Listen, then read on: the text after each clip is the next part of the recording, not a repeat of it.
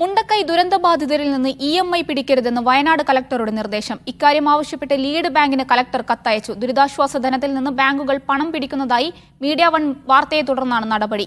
Media one impact വിവരങ്ങളുമായി T Anees Ali ചേരുന്നുണ്ട്. അനീസ്, നേരത്തെ തന്നെ മീഡിയ വൺ ഇത് വാർത്തയാക്കിയിരുന്നു. EMI ഉൾപ്പെടെയുള്ളവ പിടിക്കുന്നു, കൂടുതൽ പേർ EMI അടക്കാനുള്ള ഫോൺ കോളുകൾ നിരന്തരമായി വരുന്നു എന്നുള്ള വാർത്ത നമ്മൾ നൽകിയിരുന്നു. ഇപ്പോൾ കളക്ടറുടെ നിർദ്ദേശം എന്താണ്?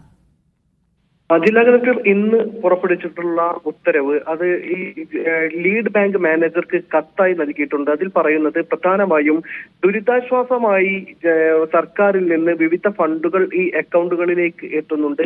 ഈ ദുരിതബാധിതരുടെ അക്കൗണ്ടുകളിലേക്ക് എത്തുന്ന പണത്തിൽ നിന്ന് ബാങ്കിന്റെ മറ്റ് കടങ്ങൾ പിടിക്കുക അല്ലെങ്കിൽ EMI തുക പിടിക്കുക തുടങ്ങിയ സംഭവങ്ങൾ ശ്രദ്ധയിൽപ്പെട്ടിട്ടുണ്ട്.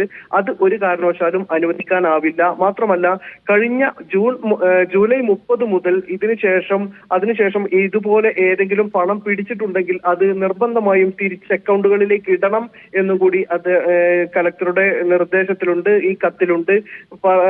നേരത്തെ മീഡിയ വൺ ഈ വാർത്ത റിപ്പോർട്ട് ചെയ്തിരുന്നു. അതായത് ഈ പ്രദേശങ്ങളിലുള്ള 10, 11, 12 വാർഡുകളിലുള്ള ആളുകൾ ദുരിതബാധിതരാണ്. അവരുടെ അക്കൗണ്ടുകളിൽ നേരത്തെ പണമില്ലാതിരുന്നത് കൊണ്ട് ബാങ്ക് വായ്പ അടവ് മുടങ്ങിയ ആളുകളോ അതല്ലെങ്കിൽ ഏതെങ്കിലും തരത്തിൽ EMI മുടങ്ങിയ ആളുകളോ ഒക്കെ ഉണ്ടെങ്കിൽ അവർക്ക് സർക്കാർ നൽകുന്ന ധനസഹായത്തിൽ നിന്ന് ബാങ്കുകൾ ഇത് പിടിക്കുന്നത് ശ്രദ്ധയിൽപ്പെട്ടിരുന്നു. മീഡിയ വൺ ഈ വാർത്ത റിപ്പോർട്ട് ചെയ്തിരുന്നു. ഇതേ തുടർന്ന് ഇപ്പോൾ ജില്ലാ കളക്ടറുടെ ഉത്തരവുണ്ടായിരിക്കുന്നത് ഇത് നിർബന്ധമായും അവസാനിപ്പിക്കണം. മാത്രമല്ല, ജൂലൈ 30 ശേഷം ഇത്തരത്തിൽ ഏതെങ്കിലും ബാങ്കുകൾ ഈടാക്കിയിട്ടുണ്ടെങ്കിൽ ബന്ധപ്പെട്ട ബാങ്കുകൾക്ക് അതനുസരിച്ച് നിർദ്ദേശം നൽകണം.